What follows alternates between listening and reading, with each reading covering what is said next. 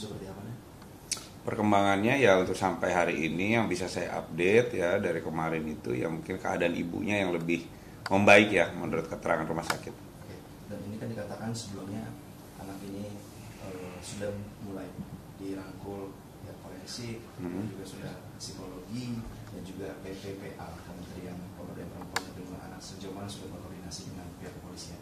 Ya kami kemarin sudah berkoordinasi ya sama baik dari seluruh stakeholder yang terkait, dari Bapas, dari Kementerian PPA, setelah itu dari Apsifor ya, dari KPAI juga gitu ya. Semuanya sedang bekerja ya. Kalau kami dari tentang penanganan hukumnya ya proses sudah berjalan juga ya, kami juga sudah berkoordinasi intensif dengan kejaksaan. Tapi kalau dari forensik masih mendalami ya, karena kan mereka butuh tahapan-tahapan ya, yang metode-metode yang memang mereka harus lakukan. Ya, kemudian ini kan ibunya kan sebenarnya kritis tapi masih ada begitu. Iya. Apakah ibunya ini juga sebenarnya dipertimbangkan begitu untuk menjadi profil saksi selanjutnya untuk diminta keterangan? Ya, kalau untuk ibunya nanti kita ambil keterangan, cuman kan tidak mungkin gitu loh dengan kondisi yang sekarang. Tapi tanpa keterangan ibunya pun ya kita sudah bisa sampai detik ini menentukan posisi anak ini sebagai apa. Petunjuk-petunjuk apa yang didapat dari pemeriksaan terhadap 5 saksi sebelumnya, mungkin apakah menggambarkan hubungan keluarga yang seperti apa, atau mungkin kondisi emosional anak ini, apakah sudah ada petunjuk-petunjuk yang menggambarkan? Kalau dari saksi-saksi, karena saksi-saksi kan orang luar semua ya, security dan lain-lain ya, dan bukti petunjuk pun CCTV ya, yang bisa mereka lakukan ya hanya apa yang mereka lihat dan mereka dengar gitu, itu aja. Tapi nggak bisa memberikan hubungan keluarga. Kalau hubungan keluarga tidak bisa ya, karena kan sampai detik ini keluarga pun dari keluarga langsung dari ayah neneknya juga sudah tidak ada, ibunya pun sedang sakit gitu, dan keterangan dari anak pun masih masih dalam kondisi trauma ya dia ya gitu. Yang hanya bisa menggali keterangan anak ini ya dibantu oleh psikologi forensik seperti itu.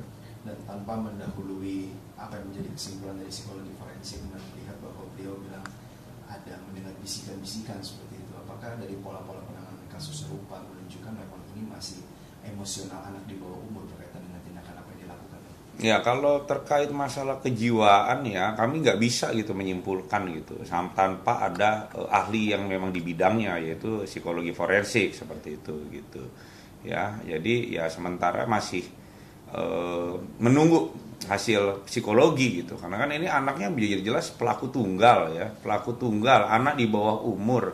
Untuk mengetahui motif itu memang harus didalami dari segi kejiwaan ya, dari psikologi forensik. Dan apakah tindak lanjutan hukum untuk anak ini seperti yang kita tahu, bagaimana penanganan di bawah umur, atau mungkin nanti ada tambahan khusus seperti pembinaan atau dan lain sebagainya, seperti apa?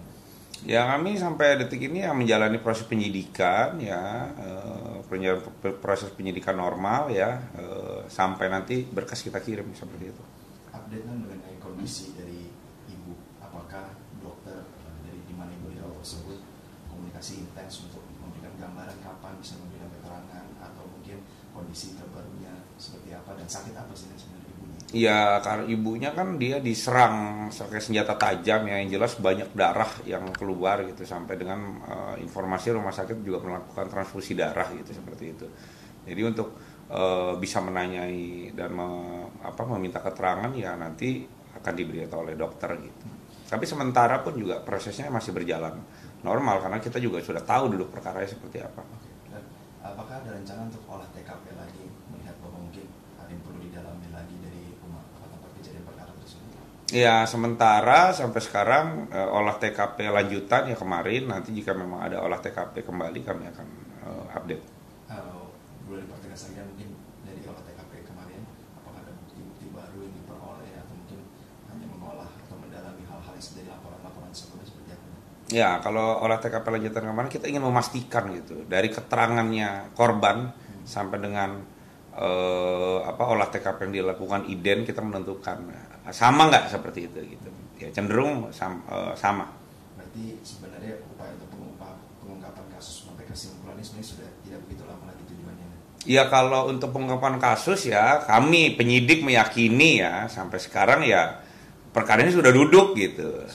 Sudah duduk, tinggal kita ingin mencari motifnya apa gitu. Motif dari anak ini apa? Anak umur 14 tahun, anak tunggal bisa melakukan hal ini gitu, bisa menghabisi ayah, nenek sampai ingin membuat ibunya cedera serius gitu. Ini apa ya? Ini hanya bisa dilakukan oleh psikolog. Dan untuk penanganan daripada anak korban ini, apakah sudah didampingi oleh psikolog forensik ataupun mungkin boleh keluarga-keluarga yang baik itu sepupu, mungkin bibi, paman dan lain sebagainya boleh mendampingi atau masih seperti apa? Yang mendampingi adalah psikolog, ya psikologi forensik ya, apsifor. Kalau kami didampingi apsifor. Ya, tapi kalau keluarga ya mendampingi. Kemarin ada dari keluarga dari ayahnya mendampingi juga datang gitu. Ya. Tapi yang sesuai dengan mekanismenya adalah apsifor. Izin sebagai penutup, kesimpulan mengenai perkembangan kasus ini sejauh mana dan targetnya seperti apa, silakan.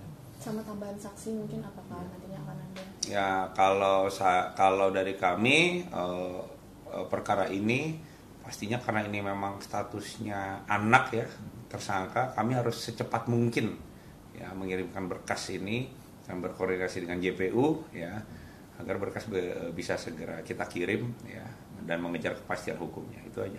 Penambahan saksi masih bersifat dinamis dan disesuaikan kasus. Ya kalau untuk saksi ya kita masih dinamis ya. Nanti kalau memang ada perkembangan terbaru kami akan update.